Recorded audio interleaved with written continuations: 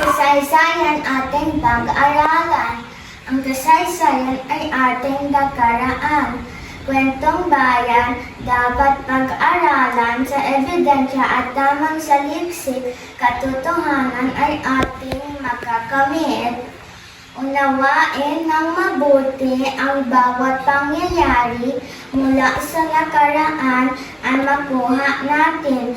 Gabay ito sa ating kinabukasan upang ang bayan ay lalong amunlad naman.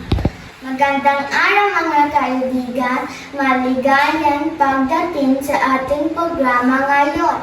Aalamin natin kung paano pinag-aralan ang kasaysayan. Upang mapag-aralan ito ng tama, mayroon tayong tamang pamamaraan.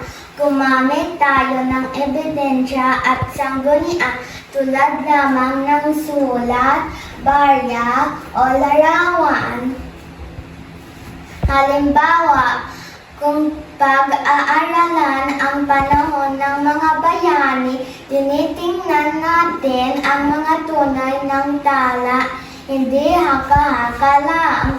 Mayroon din tayong tamang pananaw, maging patas, bukas ang isipin at tingnan ang buong pangyayari.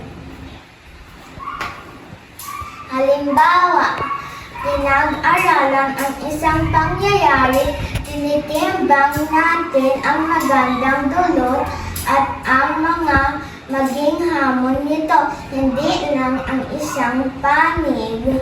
Sa ganitong paraan, nakukuha natin ang tunay na katotohanan at aral mula sa ating nakaraan. Ako ang inyong gabay, Katniss Zabalero.